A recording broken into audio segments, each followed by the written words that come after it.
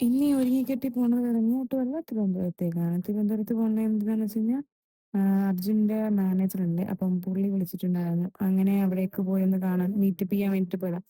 അവിടെ പോയി മുരിഞ്ഞ വെയിലത്ത്, അതായത് ഒരു കൺസ്ട്രക്ഷൻ സൈറ്റ് എന്തോ ആയിരുന്നു. അപ്പൊ അവിടെ ഇരിക്കാനും ഒന്നും ഒരു സ്ഥലമില്ല. അവിടെ കുത്തനെ നിന്നു പുള്ളിയോട് കുറെ നേരം സംസാരിച്ചു. നല്ല ചൂടായിരുന്നു, നല്ല ചൂടെന്ന് വെച്ചാൽ ഭയങ്കര ചൂട്. അപ്പത്തേക്കും സംസാരമൊക്കെ കഴിഞ്ഞപ്പോഴത്തേക്കും ഒരു ഉച്ചയായിട്ടുണ്ടായിരുന്നു. ഉച്ചയായിട്ട് ഞങ്ങൾ അവിടുന്ന് അവനോട് ബായൊക്കെ പറഞ്ഞ് ഇറങ്ങി.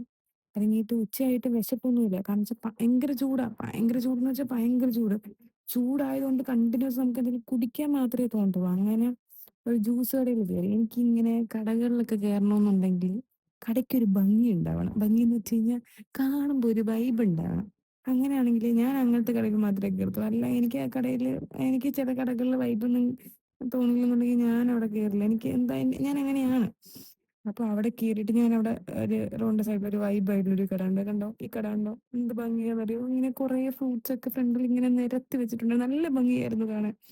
അങ്ങനെ അവിടെ കയറിയിട്ട് അവനൊരു ഷാർജയും പറഞ്ഞു, ഞാനൊരു മാംഗോ ഷേക്കും പറഞ്ഞു. അതും കുടിച്ച് പിന്നെ അവിടുന്ന് ഇറങ്ങി ആഹ് തിരിച്ച് വീണ്ടും ഇങ്ങോട്ട് വന്നോണ്ടിരിക്കുക. ഈ ഭയങ്കര ചൂടായതുകൊണ്ട് വീണ്ടും ഭയങ്കര നല്ലോണം അങ്ങ് ദാഹിക്കുക. ഭയങ്കര ദാഹം. ഒന്നും കഴിക്കാൻ തോന്നത്തില്ല. കണ്ടിന്യൂസ് ഇങ്ങനെ എന്തേലും കുടിച്ചുകൊണ്ടിരിക്കാനേ നമുക്ക് തോന്നുള്ളൂ. അങ്ങനെ വീണ്ടും ചൂടെടുത്ത് പണ്ടാരം അടങ്ങിയിട്ട് എനിക്ക് വീണ്ടും കുടിക്കാൻ തോന്നി.